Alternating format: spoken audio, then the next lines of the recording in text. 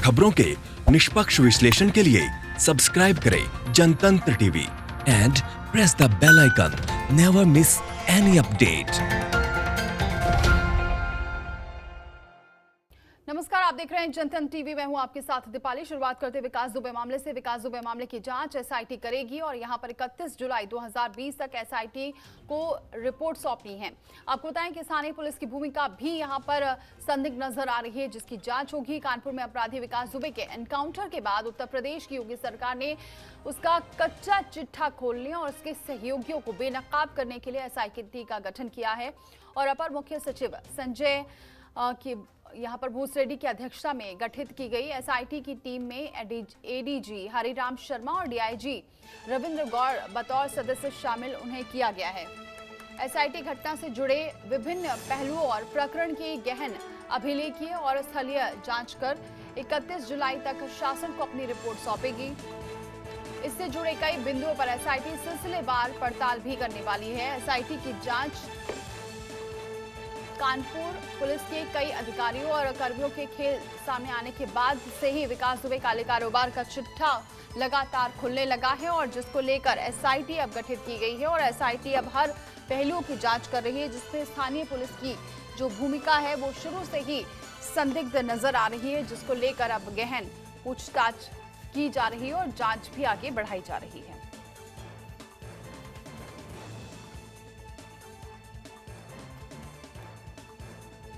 अमित सिंह संवाददाता इस खबर पर सीधे जुड़ चुके हैं। अमित, यहां पर स्थानीय पुलिस की भूमिका भी पहले से ही संदिग्ध थी, लेकिन अब सबसे बड़ी बात यह है कि एक टाइम लिमिट सेट की गई है कि 31 जुलाई तक पूरी रिपोर्ट सौंपनी है।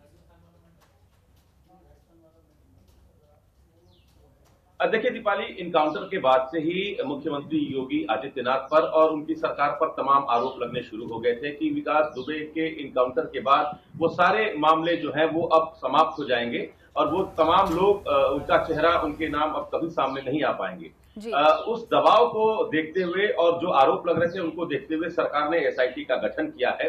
न सिर्फ गठन किया है, 31 जुलाई तक रिपोर्ट सबमिट करने का निर्देश भी मिला है। शासन को संजय भूस रेड्डी की अध्यक्षता वाली जो एसआईटी है वो अपनी रिपोर्ट सबमिट कर देगी और तमाम पहलुओं पर जांच एसआईटी की शुरू हो गई है।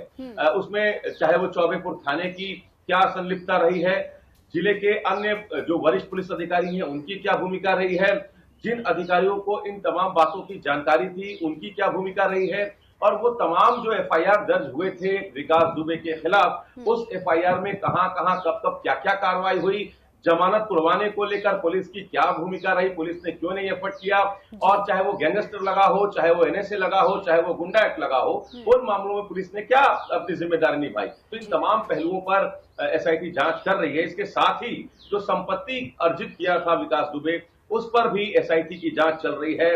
बताया जा रहा है कि कानपुर और लखनऊ में उसने कई प्रॉपर्टी बनाए थे, यहां तक कि थाईलैंड और दुबई तक में भी उसके पेंट हाउस होने की बात सामने आ रही है। कई कारोबारियों से उसके संबंध होने की बात सामने आ रही है।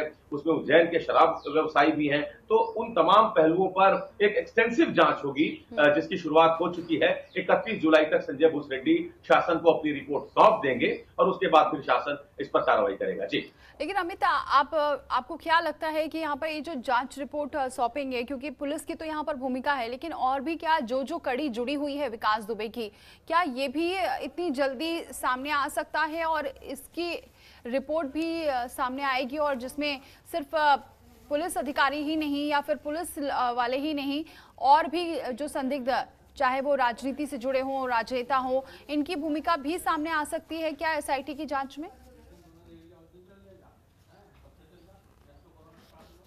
देखिए दीपाली, ये कोई पहली घटना तो है नहीं कि किसी अपराधी का इनकाउंटर हुआ हो, या ये कोई पहला मामला भी नहीं है कि कोई अपराधी है जिसका नेक्सस पॉलिटिशियन से और पुलिस एडमिनिस्ट्रेशन से रहा हो। बहुत से बड़े बड़े अपराधी, विकास दुबे तो बहुत छोटा नाम है, बहुत से बड़े बड़े अपराधी अभी भी जेल में 10 साल 12 साल से बंद है, मामला चल रहा है।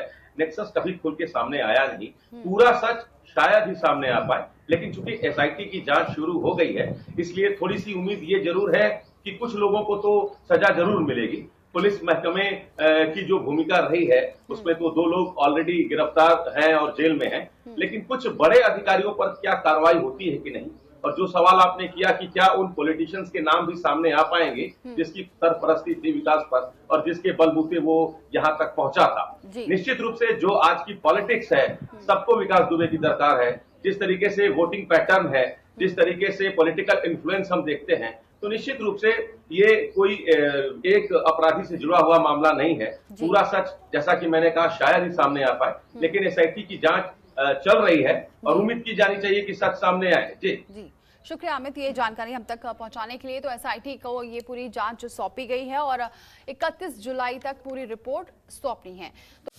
खबरों के निष्पक्ष विश्लेषण के लिए सब्सक्राइब करें Jantantra TV and press the bell icon. Never miss any update.